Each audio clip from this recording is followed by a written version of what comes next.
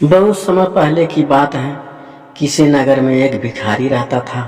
सुबह होते ही अपना चोंगा और कमंडल तैयार करता तथा निकल पड़ता। वह हर दरवाजे पर जाकर एक ही आवाज लगाता, देने वाला श्री भगवान, हम सब हैं उनकी संतान। भिखारी का नाम था कृपाल।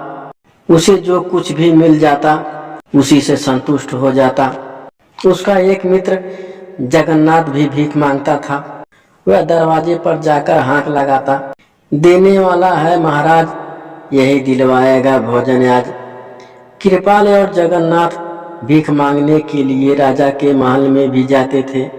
राजा प्रातः दोनों की आवाज सुनता था।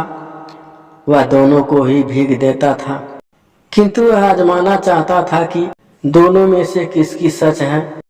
इंसान को सब कुछ देना भगवान के हाथ में है या महाराज के हाथ में है।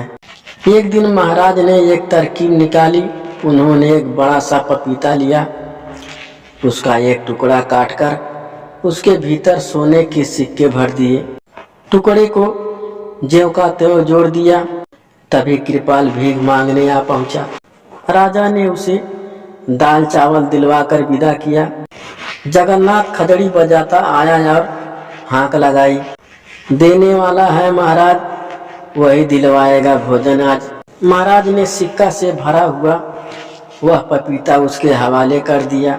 जगन्नाथ ने वह पपीता 2 आने में उस सब्जी वाले की दुकान पर बेच दिया। मिले हुए पैसे से उसने भोजन का जुगाड़ कर लिया। भला पपीता उसके किस काम का आता। थोड़ी देर बाद कृपाल सब्जी वाले की दुकान के आगे से निकला। उसने मीठी आवाज में अपनी बात दोहराई। सब्जी वाले ने वह पपीता उसे दे दिया। कृपाल उसे दुआएं देता हुआ घर लौट आया। घर आकर उसने पपीता काटा तो सिक्के देखकर वह आश्चर्यचकित हो उठा।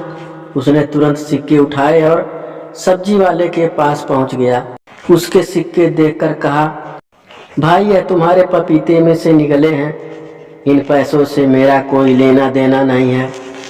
सब्जी वाला भी ईमानदार था।